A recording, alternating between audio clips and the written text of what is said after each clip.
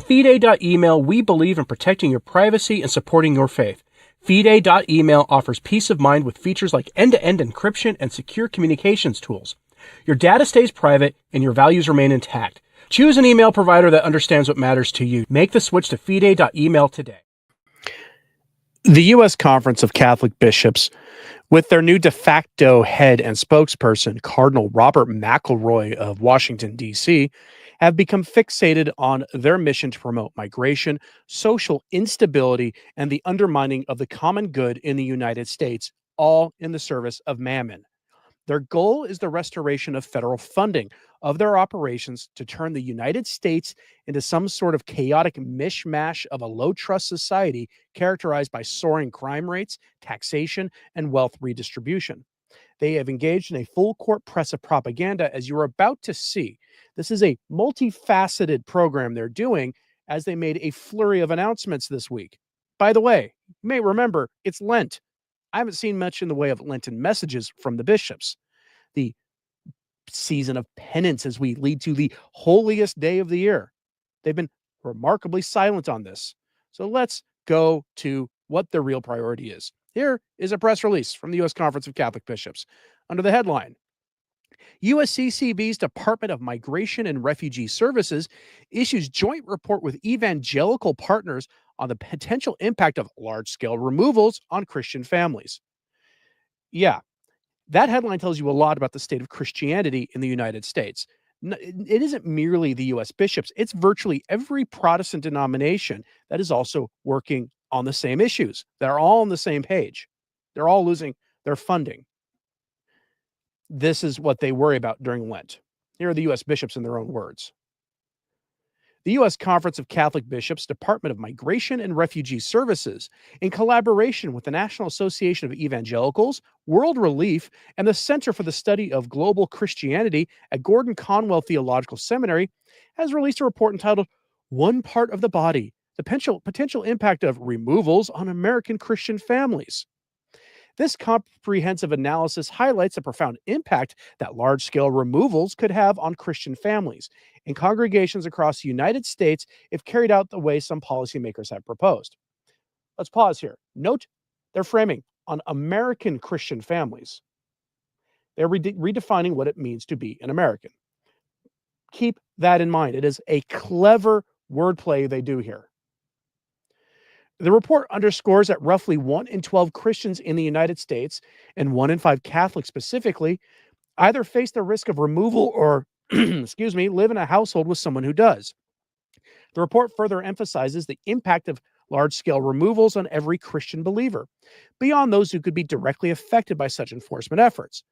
On this point, Bishop Mark J. Seitz of El Paso, chairman of the USCCB's Committee on Migration, and representatives of partner organizations introduced the report by articulating, quote, the Apostle Paul describes the Church of Jesus Christ as one body that is not made up of one part but of many, each of which is distinct from and yet interdependent upon the other parts.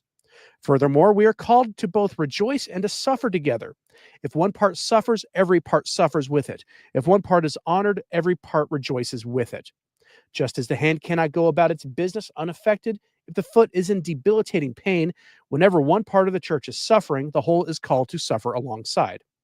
The information presented in this collaborative report draws on extensive data analysis and first-hand testimonies to paint a vivid picture of how the proposed scope of removals could affect Christian families, local congregations, and American communities in general. Here are their key findings. It's meant to scare you into putting political pressure on the administration. Over 10 million Christian immigrants in the United States are vulnerable to removal, including those with temporary protections that could be withdrawn. Nearly 7 million Christians who are U.S. citizens live in households with someone at risk of removal. 80% of immigrants vulnerable to removal identify as Christians, with 61% being Catholic and 13% identifying as evangelical. Ultimately, the report calls on all Christians to recognize and respond to the human consequences of unmitigated removal efforts, as opposed to unmitigated open entry consequences. They're not that concerned about that. And for a thoughtful and compassionate approach to immigration policy that promotes justice while also protecting the God-given dignity of every person and the sanctity of families. If you want to read this, I'll have a link to it in the show notes at returntotradition.org if you want to read the full report for yourself. It's eye-opening. The propaganda that they're doing here takes another form beyond that press release and this ecumenical dialogue they put out. Soft power diplomacy, which is usually reserved for international efforts in the political realm, but in this case is taking the form of giving the highest profile award a lay Catholic can receive in the United States and awarding it for nakedly partisan political purposes. Every year, Notre Dame University awards what's called the Laetare Medal on Laetare Sunday, and that was this past Sunday. This is the closest to a Lenten reference you're going to hear from the bishops on this. If you want to know what the Laetare Medal is about, let's go over it quickly so you have some important context. This is from the Notre Dame website, laetare.nd.edu. Okay. The Laetare Medal is so named because its recipient is announced each year in celebration of Laetare Sunday, the fourth Sunday in Lent on the church calendar. Laetare, the Latin word for rejoice, is the first word in the entrance antiphon of the Mass that Sunday, which ritually anticipates the celebration of Easter. The medal bears the Latin inscription, Magna est veritas et prevalepit, the truth is mighty and it shall prevail. Established at Notre Dame in 1883, the Laetare Medal was conceived as an American counterpart of the Golden Rose, a papal honor that antedates the 11th century. The medal has been awarded annually at Notre Dame to a Catholic, quote, whose genius has ennobled the arts and sciences, illustrated the ideals of the church, and enriched the heritage of humanity. And it goes over some people who've received it in the past. Well, Kennedy received it. Some American artists have received it, that kind of thing. So it was with great gleeful prancing set to show tunes that Pastor Jimmy Martin of the Jesuit Church amplified this announcement of who won the award, saying, richly deserved. And here's the award, the recipient. From the University of Notre Dame website, quote, Carrie Alice Robinson, the president and chief executive officer of Catholic Charities USA, will receive the 2025 Laetare Medal, the oldest and most prestigious honor given to American Catholics at commencement on May 18th. There's a picture of the woman. I'm sure she's a nice lady. She's the head of Catholic Charities in the United States. Again, this is meant for an award given to people who uphold Catholic ideals and uphold the mission of the church in the lay realm. And she's the recipient of the Laetare Medal this year. Again, I'm sure she's a nice lady. Now, it's against this backdrop, Cardinal McElroy is quickly becoming a public spokesman for the soon-to-be bankrupt USCCB on the issue of migration. What you're about to see here is a wielding of his knowledge of Catholic social teaching, and he presents what sounds like a moderate argument for essentially opening up the U.S. border to all who want to enter in. I have said repeatedly, Cardinal McElroy is the most dangerous of all the bishops. There's a reason he was made the Cardinal Archbishop of Washington, D.C. at this time. He is the savviest one of all of them, probably the smartest one, at least of the Bergoglians. And the U.S. bishops have rallied around them. So here we go to National Catholic Reporter for this headline. Cardinal McElroy, immigration advocates warn U.S. at moral crossroad with migrants. When you say that you're at a moral crossroad, what they're saying is that the United States is on the verge of becoming this absolutely evil, sort of amoral society. What they refuse to recognize here is that the people of the United States have hit the breaking point on this issue. Of all the approval numbers for the president, consistently you see on this issue the highest ones. Why is that? It's because Americans are fed up. Americans generally recognize that the common good has been undermined. And what you're about to hear is an argument that's essentially absent of anything having to do with the common good. So here's what the reporter has to say. Quote, representatives of Catholic and immigration advocacy organizations and Washington's new Cardinal Robert McElroy grappled with the need to send a clear moral message on the dignity of migrants amid the uncertainty of the political moment at a recent event in the nation's capital. Participants at a March 24th conference organized by Jesuit Refugee Service USA and the Center for Migration Studies of New York considered challenges and opportunities in migration policy from the perspective of Catholic social teaching. They addressed disruptions to funding for projects done in partnership with the federal government, and skepticism about the church's work in this area, including from some Trump administration officials. McElroy, who was installed as Archbishop of Washington earlier in March, took particular aim in his comments at some officials' calls, for large-scale removals and the termination of the U.S. Agency for International Development. USAID, the government's now shuttered humanitarian aid agency, operated in countries all over the globe and provided some funding for efforts by Catholic and other faith-based humanitarian groups. Quoting him directly, "I think we must say to ourselves quite clearly and categorically, the suspension of agency for international development monies for humanitarian relief is moral theft for the poorest and most desperate men, women, and children in our world today," McElroy said. In other words, let's pause here. It's moral theft. You are taking from them what is rightfully theirs. I will remind you, our blessed Lord commands us to help the poor, commands us to help our neighbors, to love our neighbors. We are commanded to do charity. But charity isn't having the government do things for you for far-off countries. When our Lord said, love your neighbor, he meant our neighbor.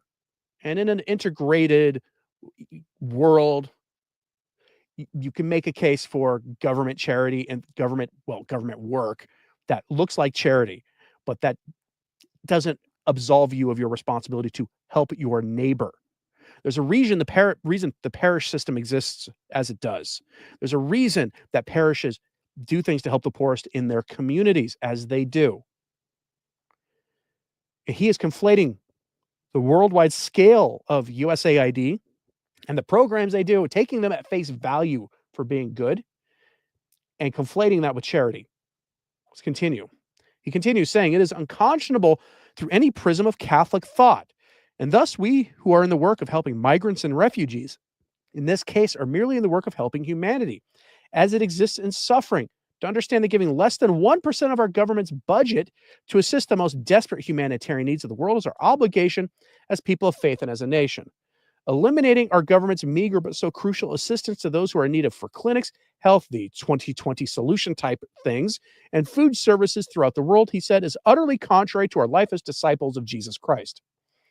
Again, he is saying that the U.S. government has a moral obligation to help the people around the world. A moral obligation. And he is taking all these programs at face value, even though there's actually very little evidence that those programs we were funding were actually doing what they were purported to be doing. Especially when you understand how money is spent in grant programs. But he continues, McElroy issued a sharp rebuke of mass removals while adding that humane efforts to reduce irregular migration would be in line with Catholic teaching. And this is where he pivots to trying to sound moderate. In this moment in which large-scale removal is the national goal of our government, every undocumented person, as well as their families, he added, lives in fear, and it is purposeful. It is a fear meant to generate people removing. But McElroy also said there are many people who oppose immigration on the very position that they think our borders should be secure. He said that can be in line with Catholic teaching. Catholic social teaching on immigration balances three interrelated principles: the right of persons to migrate in order to sustain their lives and those of their families, the right of a country to regulate its borders and control immigration, and a nation's duty to regulate its borders with justice and mercy. Many people who are seeking stronger security at the border do so out of a sense that stronger security at the border, that is a legitimate goal, and the exclusion of those who are truly guilty of serious crimes who are undocumented is also a legitimate goal, he said. We must understand that in our discussion, we can't lump everyone together, but we must also understand that many themes that are supporting the effort to undermine the rights, the human dignity of the undocumented come from the blackest hearts of our history. And he goes on like that. In the news, in the last couple days, it was revealed that Elon Musk went on to I think it was with Joe Rogan or a show like that, and he talked about what they found on this when they were going through Social Security. The Social Security program was giving Social Security numbers to those who weren't supposed to be here, and they were using it to funnel them large amounts of money from Social Security, which, by the way, we have been told repeatedly will be bankrupt by about 10 years from now. And they were doing that also to facilitate them voting. People need to go to jail for that. Hopefully they will. But that was in the news this past week, and there's no mention of that. But I'm going to give you what his error is here. Catholic social teaching is something I wrote my doctoral dissertation on. I know a little bit about it. It factors in something that he did not mention there. He kind of hinted at it, but not really. And that is something called the common good. Pope Leo XIII, who reigned from the 1870s to 1903 or thereabouts, He is considered the father of Catholic social teaching, and he defined the common good in a work of his called Rerum Novarum as the sum total of social conditions that allow people, both as individuals and as groups, to reach their full potential more easily and fully. And before Vatican II, that kind of language meant doing your duty according to your state in life, with the recognition that some are called to what we might today call greatness, and others are called to live more ordinary lives. And their state in life, in light of that, means different things to different people. And this is where you get things like social justice, a term coined by the Catholic Church, which used to mean things like not taking people's private property from them through some sort of mob conception of justice. Social justice was coined by the Catholic Church as an anti-Marxist idea, a concept opposed to Marxism. It has since been co-opted by Marxists and flipped on its head. But lots of factors go into the common good, but key to them is social stability. This policy that we have lived under until very recently, that the U.S. bishops demand to be restored, of allowing pretty much anyone who wants to come into the U.S. or other Western countries, other than the most obviously violent types, undermines social stability and the social ties that bind. This is how you get to low trust societies. The U.S. bishops refuse to admit that because money is at stake, billions upon billions of dollars every year. And that amount of money seems to go up every week as people dig into more and more records from the bishops and from the U.S. government. Note, by the way, that there was precious little mention of Lent and penance and the rest of what we might expect from the bishops during Lent. You didn't hear that in their press release. You did not hear that from Cardinal McElroy. I've seen very little about Lent other than some vague Bible quotes from the USCCB on their social media accounts. This is what they're focused on: money and the undermining of the common good for nakedly partisan political purposes. And shame on them for this, because this policy that they want desperately restored is exploitive. It exploits both the typical American and and their families, and it also exploits the desperately poor who are desperately looking for a better situation for themselves. Those who come marching hundreds of miles using some of the least trustworthy and most dangerous people to help facilitate their arrival here, only for them to be exploited, especially for nakedly political purposes. Go back to what Elon Musk found. Meanwhile, this is happening. The bishops bicker about money, and they try to get you to pressure politicians to restore their funding to destroy the social fabric of the West. We get a story like this. While all this is happening, Pope Francis has been very busy in his recovery in Casa Santa Marta, appointing new bishops to American dioceses while other bishops continue to restrict access to the traditional Latin Mass. So let's start with a story making waves in the last few days. I have gotten messages from people about this. And, well, let's talk about the Institute of Christ the King Sovereign Priest leaving the Diocese of Oakland April 20th, right before Easter. You will not have a traditional Easter liturgy at that parish. Traditionis Custodes, and the document that came with it that restricted the traditional Latin Mass, made for a couple of things. It allowed bishops to restrict how many Latin Mass offerings there were in your diocese, and it also suggested to them that the traditional Latin Mass be shut down entirely for things like Christmas and Easter, and forcing all those meanie-headed, rigid clericalist traditionalists who want the same liturgy, same religion, same mode of worship, same devotions, and all the rest of it as our great-grandparents had, and force them to go to your ordinary foreign parish, which may have a clown mass or a middle of the road kind of, there's liturgical abuses happening in this mass, but at least it isn't openly heretical, or a at least reverent appearing mass. They want them to do that because those documents have one explicit purpose. They say in them that the goal is to get meanie-headed traditionalists to go back to the Novus Ordo and to shut down the traditional Mass entirely. That is the goal of it. And in Oakland, we have this announcement from the Diocese of Oakland. Following an official visitation of the parish, Bishop Michael C. Barber, S.J., a Jesuit, has assigned the responsibility of providing Mass in the extraordinary form of the Roman Rite to the pastor of St. Margaret Mary Parish in Oakland, effective April 20th, 2025. The Institute of Christ the King Sovereign Priest has long asked for, quote, their own church to celebrate extraordinary form masses, rather than sharing a parish church. The Institute is now providing the extraordinary form mass in the Most Holy Rosary Chapel at St. Vincent's Home for Boys in San Rafael, and will seek a new location for this and their other ministerial works in the very near future. Since the Oakland Diocese has enough properly trained clergy to provide the traditional Latin Mass to the faithful, Bishop Barber has requested the Institute of Christ the King Sovereign Priest to leave St. Margaret Mary to find a more suitable setting for their apostolate. For the time being, the Institute will provide a priest to celebrate the regularly scheduled extraordinary form of the Mass at Most Holy Rosary Chapel. I'm grateful to the Institute of Christ the King Sovereign Priest for serving the needs of the traditional Latin Mass community in the Diocese of Oakland since 2005, the bishop said. We now have more than enough diocesan priests able to fulfill this very worthy spiritual need. At the same time, the Most Holy Rosary Chapel at St. Vincent's School for Boys in San Rafael is a spectacularly beautiful church and provides a fitting setting for the traditional Mass. We pray for God's blessings on the Institute in their pursuit of this new chapter in their ministry. I laugh when I read that because that reads exactly like a letter I got, like several letters I've gotten in the past when looking for jobs. No, thank you. We'll move on. And good luck to you in your future endeavors. That's what that letter reads like. It's a very administrative letter. If you're not familiar with the Institute of Christ the King Sovereign Priest, they are known for their extraordinarily beautiful traditional forms of the Mass. Their music that they do, their offering of the Mass is light years different than anything else. It shocks the conscience when you see the reverence and the beauty in it. It puts to shame those claims of like irreverent Novus Ordo masses, and they're being kicked out of the diocese. And one of the reasons that they are being kicked out and replaced by a diocesan priest is diocesan priests are much easier to control for the bishop. That's why. So when the bishop inevitably says, well, Traditionis Custodes requires us to modify the traditional Latin Mass in the following ways, the diocesan priest will obey.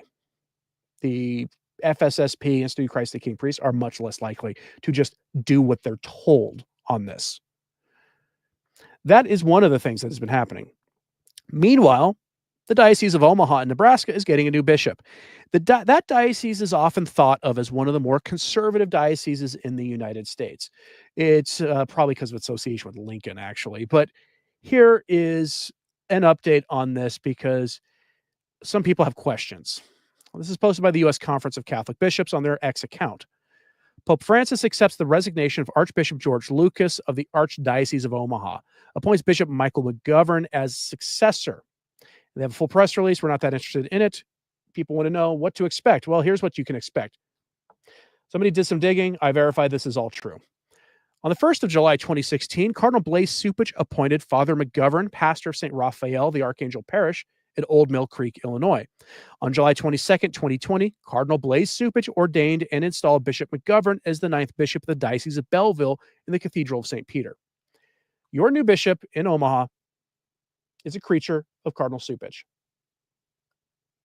If you're wondering what to expect, that should give you an idea. That doesn't necessarily mean he's going to be a full-throated Bergoglian. Pray for your bishop, and pray for your diocese. Now, we have this from Catholic News Agency on this subject. Under the headline, Pope Francis appoints Bishop Michael McGovern to lead the Archdiocese of Omaha. And you're going to get some details here. There's your new bishop. And I will just tell you right now, if you are wondering if a creature of Cupich is going to be anything other than a Cupich type, while I just told you that it doesn't necessarily mean it's going to be, he has been promoted repeatedly by Cardinal Cupich. You can infer some things from this. From the article, quote, Pope Francis on Monday appointed Bishop Michael McGovern of Belleville, Illinois, to lead the Archdiocese of Omaha, Nebraska, after he accepted the resignation of Omaha Archbishop George Lucas. McGovern, 60, has led the Diocese of Belleville since April 2020. The Chicago native will be installed as Archbishop of Omaha in the Cathedral of St. Cecilia on May 7th. He succeeds Lucas, who submitted his resignation when he turned 75 in June 2024, as required by canon law. Lucas has led the Archdiocese of Omaha since 2009. McGovern is the youngest child of a large Catholic family. He grew up in Chicago's Beverly neighborhood, where he attended Christ the King Parish and grammar school and was an altar server. He was ordained a priest in 1994, and in 2020 he was named Bishop of Belleville, Illinois. The Archbishop designate of Omaha is a member of the Equestrian Order of the Holy Sepulchre of Jerusalem. Since 2021, he has served as a state chaplain for the Illinois Knights of Columbus. In 2022, the Diocese of Belleville announced it would sell the historic mansion that had served as the bishop's residence for over 70 years, with the majority of the proceeds being used for a diocesan maternity fund for expectant mothers. I hope to live more simply, and as a pastor, I believe that proceeds from the sale of the home can be better used in helping pregnant mothers in need, assisting families seeking a Catholic education, and providing programs for our youth, McGovern said about the decision to sell the property. End quote. I don't have a problem personally with any of that. If bishops feel driven to live more simply, that's fine.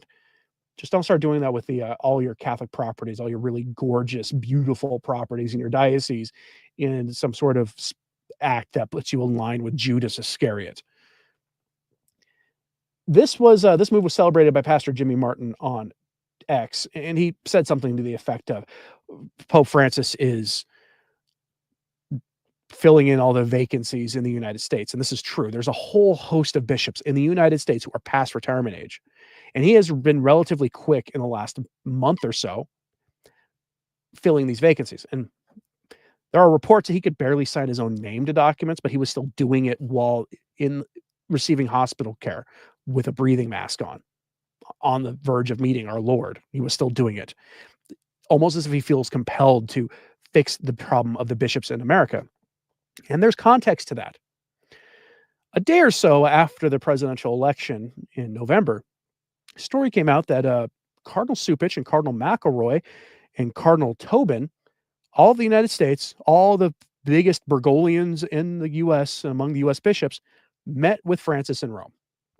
And they discussed the state of the U.S. Conference of Catholic Bishops, not as a lobbying organization, but as their membership, that there were a whole host of these bishops who were past retirement age and that something needed to be done with it.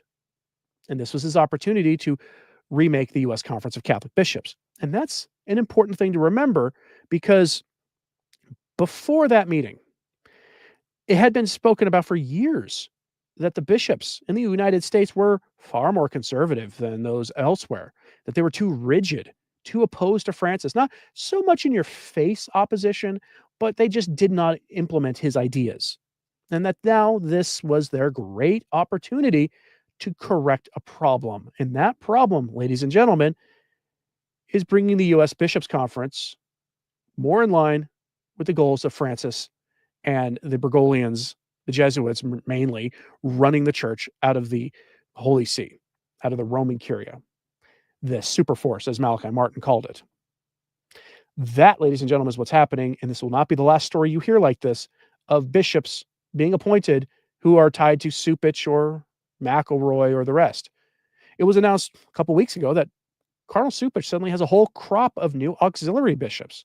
If you don't know where bishops come from, your bishop started out as a priest. And whether he was working in Rome, as often is the case, and offering masses and doing basic priestly duties, but was never running a parish, and then they get promoted to being a parish priest, or they get promoted to being an auxiliary bishop somewhere, or they start out as a parish priest somewhere, they get the approval of their bishop and become an auxiliary bishop. An auxiliary bishop is an assistant bishop. They do things to help their bishop or archbishop in their diocese, because dioceses in the United States are geographically large areas. I'm not one who thinks we should have break up the dioceses into smaller geographic areas, because a lot of dioceses in the United States are large areas geographically, but don't have that many Catholics in them. I live in one of those kind of dioceses. Our archbishop is able to drive around just fine to get to where he needs to be, but he has auxiliary bishops who will go visit parishes in his stead, who will do things like perform confirmations and other sorts of things. But the auxiliary bishops pool is where your future ordinaries come from. A few years ago, Father Robert Barron became Bishop Robert Barron of a rather first being an auxiliary bishop in Southern California, and then being made the ordinary of Winona in Minnesota, I think. It's only a matter of time before he's moved to become an archbishop, if he's been remotely competent in running his diocese. And I've not heard any horror stories out of his diocese, so I would assume that he's at least competent in what he's doing and will probably get promoted for it. That is where they come from, though. They come from the pool of bishops, and the McElroys and the rest are getting a whole bunch of new auxiliary bishops right now. This is a long-term plan to turn the U.S. Conference of Catholic Bishops from being super conservative in post-conciliar sense of the word to something more manageable for Francis.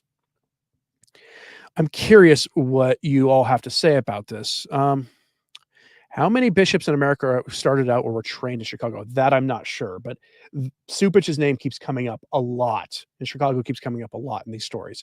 So it wouldn't surprise me if it was a high number, relatively speaking, of recent promotions. It would still mean a small percentage overall, but the larger the diocese, the more auxiliary bishops are going to have.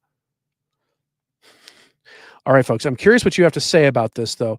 So let me know in the comments, please. Make sure to pray for the good people of the Diocese of Oakland, as their traditional masses are basically taken away from them or being put in charge by somebody more easily malleable by the bishop. Even if the priest is a good priest, he will still feel duty-bound to listen to what his ordinary tells him to do. And when Traditionis Custodes tells them to, explicitly says to alter the substance of the traditional Latin Mass, they're going to have a hard time resisting, if they put up any resistance at all. So please pray for the good people of Oakland, and pray for the priests who have to resist these things. And pray for everybody we spoke about today in this video. I'm not here to whip you up in anger against these figures. Please pray for their salvation. And as always, pray for the church. I'm Anthony Stine. Ave Maria.